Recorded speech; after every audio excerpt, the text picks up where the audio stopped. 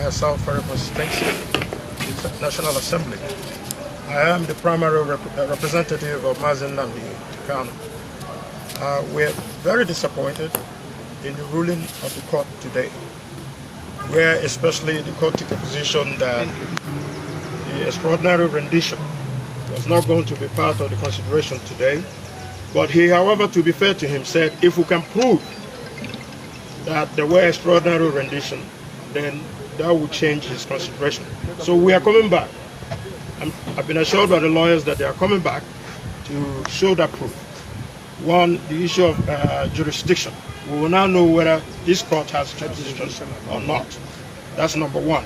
Then number two, there seems, I keep saying it, there seems to be two sets of rules in this country. One for the Igbo man and the other one for every other Nigerian. Where every other Nigerian gets a reprieve, the Igbo man would not get a reprieve. You look at even the issue of the health situation of our brother. There have been many circumstances where people have been given opportunities to go and seek medical care, yet Nnamdi Kanu is denied. Even the president, at every consideration, the president goes overseas to take care of himself. He doesn't even subject himself to Nigerian medical attention. So it is very wrong for them to deny Nnamdi, who the doctors have laid clear evidences that he's having insufficiencies, organ insufficiencies. And what is the government waiting for? For him to die? And then the circumstances will now be brought up again? So, but for the Igbos, I'm more disappointed with the Igbos. The political leadership of the Igbo land, the spiritual and otherwise concerned, are keeping quiet, extraordinarily quiet, on the issue of Nnamdi Kanu. Especially when it is shown that when it concerns to others, especially in the north, the government is negotiating with terrorists, non-terrorists, dressed up who with guns and various ammunition, and yet they have not proved that Nnamdi Kanu is a terrorist.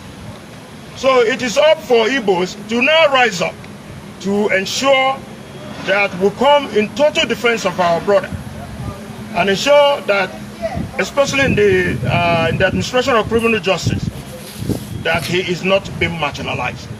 So Igbos should rise up for once and to say that all the spectacle, that enough is enough. That was Honourable Obi Aguocha, the House of Representatives member representing Ikwano Umuahia North, Umuahia South Federal Constituency of Abia State.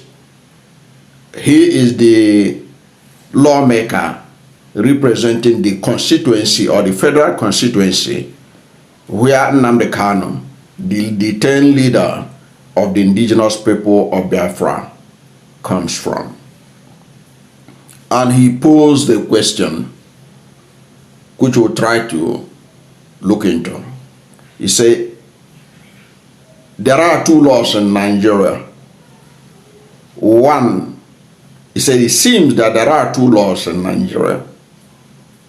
One for the Igbos and one for other Nigerians. And he made reference to the issue of what is happening to Nnamdi Kanu, and then talked about what is happening to the bandits who, in their full regalia of banditry, with AK-47 hanging around their necks. And I have seen even pictures of people taking selfies. When I saw one of those pictures, I thought it was an AI generated until I fact-checked it. And it was confirmed that it wasn't AI generated. And these bandits that have sent millions homeless, killed several thousands, held hundreds of people hostage, that families have spent billions of naira as ransom. These bandits are freely negotiating in their own terms in many states, particularly in the north. And nobody's saying anything about it. That's why he was asking. And Nnamdi Kanu is a separatist agitator. He has never been found with AK-47. He has never been found with drone, military drone. Yet,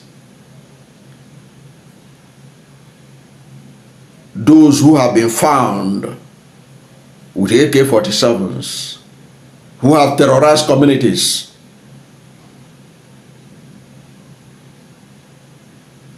are better treated than him. That's what he said. That's why he's saying what he's saying. That there seems to be a different law when it comes to an Igbo man, and then another law for the rest of Nigeria. It's a very interesting question he asks. And that also takes me to another agitator, Sunday Igboho. If you remember very well, Sunday Igboho in 2021 was declared wanted by the Buhari administration. And there was a raid at his Ibadan residence in Oyo State by the DSS. Do you know what they found in Igboho's house? They found about 7 AK-47s. And they arrested some fighters in his Ibadan home. A lot of charges were made against him by the then Attorney General and Minister of Justice, Abubakar Malami.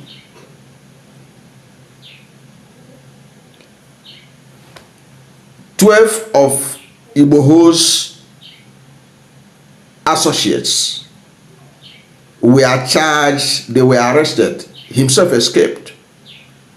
They were arrested and arraigned. The charges they leveled against them were the same charges that federal government of Nigeria leveled against Igboho and demanded his extradition from Benin Republic. One of them is trafficking and possession of unlicensed arms based on the recovery of 7 AK-47s, 3 pump-action shotguns, 500 rounds of 7.62mm ammunition, and other weapons from Igboho's residence. And this violates the Firearms Act and Robbery and Firearms Special Provisions Act, punishable by a minimum of 10 years imprisonment or life imprisonment if linked to other crimes. He was also charged for treasonable felony, secession, and destabilization of the country, for advocating Yoruba self-determination and the creation of an Oduduwa Republic, seen as an attempt to break up Nigeria. And this falls under Section 30, Section 33, Sections 31, 37(1) and 41 of the Criminal Code Act and the Terrorism Prevention Act, punishable by life imprisonment or death penalty. That was the charges against Igboho. That was what the court, the Attorney General of Nigeria, filed as extradition request for him to be returned to Nigeria. They were not able to return him to Nigeria because they followed due process in Benin Republic. So by the time he was still there,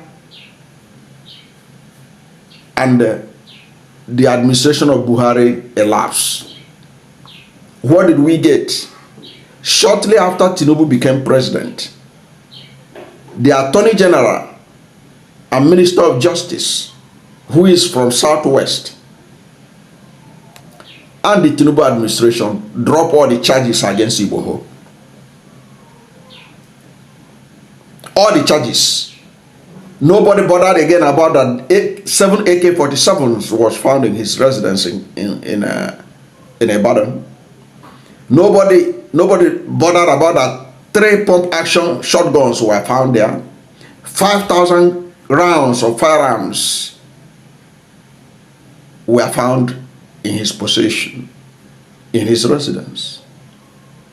Imagine if these things were found in the homes, or in the home or the residence of Nnamdi Kanu. The last time I checked, I have not seen him being linked to any arms found in his house. All the charges against Igbo was dropped. He is now a free man. He even traveled to London and went to 10 Downing Street, the Prime Minister's office in London, to go and present a letter seeking the support of the British government for Yoruba to be separated from Nigeria. Did the Tinubu administration issue any statement to condemn what he did? Did even the presidency dissociate Tinubu from what that guy did? It was silence. So you can understand when this man is saying it appears there are different laws for other Nigerians and one different one, especially for the Igbos. With these two examples, think about it and tell me at the comment section, do you think that Honourable Obi Aguocha was right in saying that there seem to be 2 laws in Nigeria, one for the Igbo man and one for the rest of Nigerians? Whatever is your position, let's hear from you at the comment section. Thank you for watching this video, and if you are new to my channel, you have not yet subscribed to my channel, please subscribe to my channel, hit the subscription button, hit the notification bell. When you subscribe to my channel and hit the notification bell, anytime I have a new video, you'll be among the first to know. God bless you. And please don't forget to like this video, because when you like it, God will rank it high and recommend it for more people. Thank you, and God bless you and yours.